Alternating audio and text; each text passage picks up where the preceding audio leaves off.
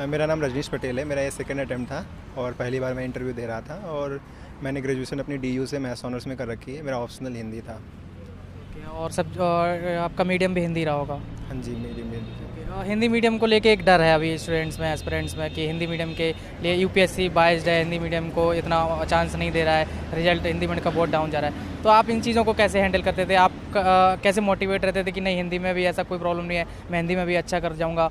तो कैसे आपने हिंदी के लिए सारी चीज़ें कैसे करी? और रिसोर्सेज भी बहुत कम अवेलेबल हैं, बताते हैं ऐसा, कैसे मैनेज किया आपने सारी चीज़? एक तो मुझे इंग्लिश पढ़ने में कोई दिक्कत नहीं थी, इंग्लिश के साथ कंफर्टेबल था मैं, तो मुझे रिसोर्सेज को लेकर कोई इशू नहीं आया। जहाँ तक बायसनेस की बात है, मुझे लगा नहीं कि बायसनेस किसी भी प्रकार की है।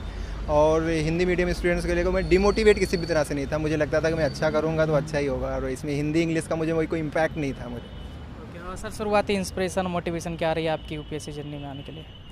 शुरू से ही मतलब बचपन से ही अच्छा था पढ़ने में, तो घर वाले कहते थे कि आपको यूपीएससी की तैयारी करनी चाहिए। फिर धीरे धीरे इसके बारे में और खोजने लगा, तो पता चला कि इतनी डाइवर्सिटी है, ये है, सब कुछ है, तो फिर इसीलिए आ गया। सर कैसे तैयारी रही? आपने कोचिंग का सहारा लिया, सेल्फ स्टडी रही? हाँ जी, कोचिंग करी थी मैंने, और कोचिंग क्या था? दृष्टि आईएएस। सर कोचिंग ने कितना हेल्प किया आपको इस जर्नी में?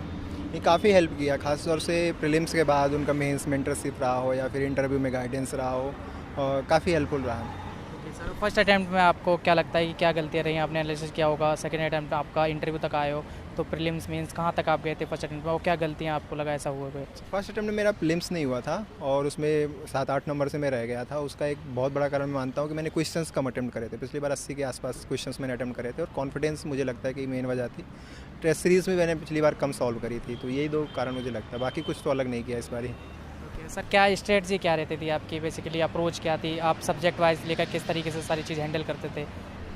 मेरा मानना है कि 3-4 महीने में, जो लास्ट के 4-5 महीने होते हैं, उसमें 2-3 बार आप अगर सारे बेसिक्स के रिवीजन कर लो, करंट अफेयर भी 2-3 बार रिवाइज कर लो, तो काफ़ी रहता है, और उसमें आप प्रीलिम्स क्वालिफाई कर लोगे। बाकी मेंस का जो है वो राइटिंग प्रैक्टिस होनी चाहिए। आप 20 क्वेश्चन आराम से लिख पा रहे हो, मीडियम मतलब बहुत अच्छी क्वालिटी भी नहीं होगी, अगर मैं लिख पा रहे हो तो मेरे ख्याल से मेंस भी हो जाएगा। बाकी इंटरव्यू के बाद नंबर पता चलेंगे। अभी तो मेरा पहला इंटरव्यू है, कैसा रहा।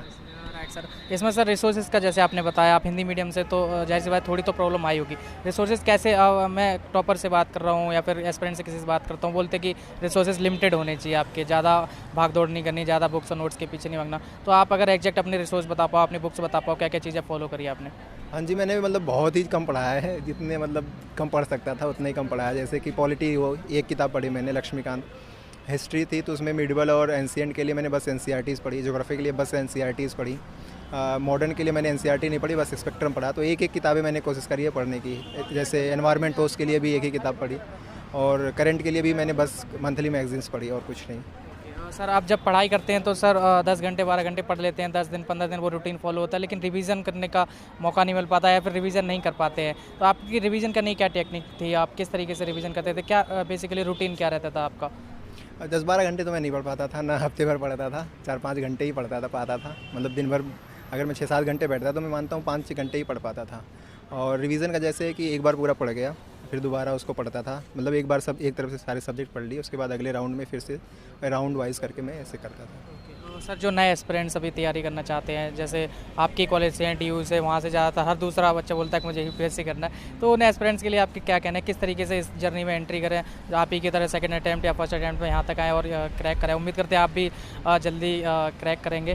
तो सर उसके बारे में बताइए, किस तरीके से एंट्री होनी चाहिए इस यूपीएससी की जर्नी में? दोस्तों, वीडियो में आगे बढ़ने से पहले करियर बिल आईएएस के एक शानदार इनिशिएटिव के बारे में बता देता हूँ। अगर आप यूपीएससी के लिए सीरियस तैयारी कर रहे हो तो आप इन सभी टीचर्स से फ्री में एकदम निःशुल्क पढ़ सकते हो। इनके क्लासेस देखकर, इनके साथ जुड़कर आप अपनी यूपीएससी की जर्नी को और आसान और मजबूत बना सकते हो। इन सभी क्लासेस को अवेल करने के लिए आपको स्क्रीन पर दिए गए व्हाट्सएप नंबर पर अपने पुराने कोचिंग के आईडी कार्ड और फीस स्लिप को सेंड करना होगा। उसके बाद आपको सारी डिटेल सेंड कर दी जाएंगी और ये सारी क्लासेस फ्री में अवेलेबल करा दी जाएंगी। जो भी नए एस्पिरेंट्स हैं, फ्रेश स्टूडेंट हैं, इन्होंने अभी तक किसी कोर्स को परचेज नहीं किया है, वो भी इन टीचर से पढ़ सकते हैं, लेकिन उनके लिए कुछ नॉमिनल फीस, कुछ चार्जेस रखे गए हैं। उसकी डिटेल आप स्क्रीन पर दिए गए हेल्पलाइन नंबर पर कॉल करके आप डिटेल ले सकते हो। दोस्तों, ये इनिशिएटिव बहुत शानदार है, बहुत हेल्पफुल है उन लोगों के लिए जो अपनी फाइनेंशियल कंडीशन से जूझ रहे हैं और अपनी यूपीएससी की तैयारी को कंटिन्यू नहीं कर पा रहे हैं। तो इस इनिशिएटिव को ज़्यादा से ज़्यादा शेयर करना है, ज़्यादा से ज़्यादा सपोर्ट करना है, अपने सभी दोस्तों के साथ शेयर करो ताकि ज़्यादा से ज़्यादा एस्पिरेंट्स इसका लाभ ले सकें। मुझे लगता है कि इसको मतलब कोई दबाव करके नहीं होना चाहिए।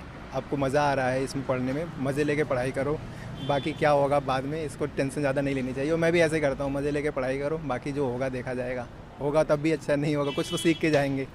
सर आपने कोचिंग लिया है तो आपको क्या लगता है विदाउट कोचिंग ये तैयारी हो सकती है? हाँ, मतलब कोचिंग का मेन पर्पज़ यही होता है कि आपको गाइडेंस मिल जाए। अगर गाइडेंस वो कहीं से मिल सकती है, अगर कोई सीनियर हो, आपका दोस्त हो, रिलेटिव हो या फिर कोचिंग हो, बेसिक पर्पज़ होता है कि आपको एक गाइडेंस पता चल जाए कि क्या करना है क्या नहीं करना है, उतना ही इंपॉर्टेंस होता है कोचिंग का। सर ये जब आपका मेंस का रिजल्ट आया तो इंटरव्यू के लिए किस तरीके से आपने तैयारी करी, क्या क्या एक्टिविटीज़ रही हैं आपकी? इंटरव्यू के लिए बहुत ज़्यादा तो मैंने तैयारी नहीं करी है, ना कर पाया क्योंकि मेरा पीसीएस भी था बीच में। तो मैंने कोशिश की है कि अपने डैब से रिलेटेड जितने क्वेश्चंस हो सकते हैं उनको कवर करने की कोशिश करी, और उसमें से काफ़ी क्वेश्चन वहाँ रिपीट भी हुए। मैं सोच रहा था कि क्या क्वेश्चंस मेरे डैब से इधर उधर से मिला के आ सकते हैं, और ज़्यादातर क्वेश्चन मैंने पाया कि वहीं से थे।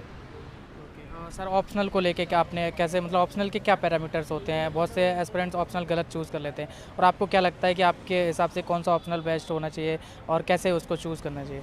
ऑप्शनल को लेके मेरे पास ज़्यादा ऑप्शंस थे नहीं, और हिंदी मैंने पाया कि मैं पढ़ सकता हूँ अच्छे से, हिंदी समझने में कोई दिक्कत नहीं थी, पढ़ने में मज़ा आता था, और लोगों ने बताया अच्छे नंबर आते थे इसलिए ले लिया, और आसानी से पढ़ भी सकते हैं, 2-3 महीने में ख़त्म हो जाता है अगर मेहनत से पढ़ो, और नोट्स केवल पढ़ लो तो सिलेबस पूरा कवर हो जाता है और आप अच्छे से लिख सकते हो। सर अभी इंटरव्यू की बात करेंगे, इंटरव्यू में कैसा माहौल था, किस तरीके के क्वेश्चन आपसे पुटअप किए गए?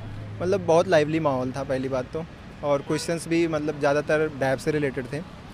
मेरे जो हॉबीज़ हैं या फिर मैंने जो एक्स्ट्रा करिकुलर एक्टिविटीज़ की हैं वहीं से क्वेश्चंस थे मेरे, मतलब रीज़न पूर्वांचल से ज़्यादा क्वेश्चन थे, और यही सब था।